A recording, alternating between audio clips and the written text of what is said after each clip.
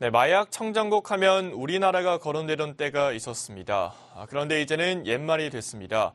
지난해 국내에서 단속에 적발된 마약류 사범만 2만여 명에 달하는데요.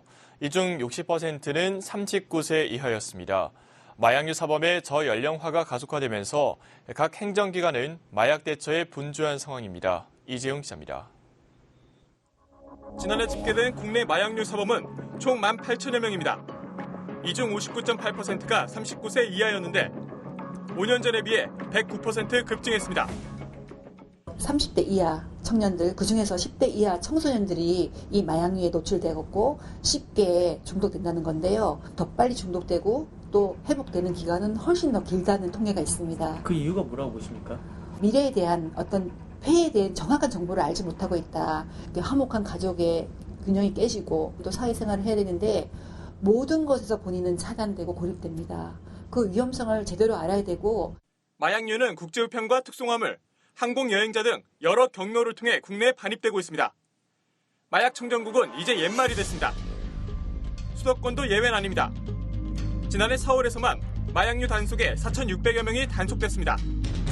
전국의 25.4%로 마약류 단속의 60.6%는 수도권에서 적발됐습니다.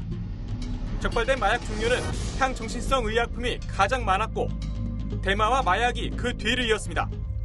국내 마약 유통은 다크웹과 SNS 등을 통해 확대되고 있는 상황입니다.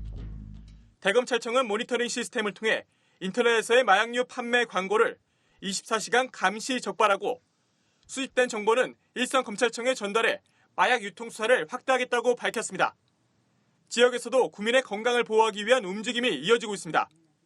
최근 구로구의회에선 아동과 청소년기부터 마약류와 유해 약물에 대한 예방 교육을 할 수 있는 근거 조례안이 통과됐습니다. 식품의약품 안전처장이 공식적으로 하수 처리장에서 필로폰이 검출되었다라고 인정을 했습니다. 그러니까 우리나라가 사실은 생각했던 것보다 마약 청정국이 아니었던 거죠. 그 예방 교육의 실제적인 실효성을 가질 수 있도록 했습니다. 최소한 어린 시기부터 해서 노출이 되기 전에 예방을 하는 차원에서 실효성 있는 정책, 예방 정책을 해나가고자 하는 것들이 이 조례에 담겨 있습니다. 현재 서울 25개 자치구 가운데 11개 구에선 마약류와 약물의 오남용을 예방하거나 방지하기 위한 조례안이 제정되어 있습니다. 지난 2018년부터 5년간 서울 시민의 마약류 사범수가 꾸준히 증가하고 있는 만큼 마약으로부터 시민의 건강을 보호하기 위한 예방 교육이 그 어느 때보다 절실한 상황입니다. 딜라이브 뉴스 이재용입니다.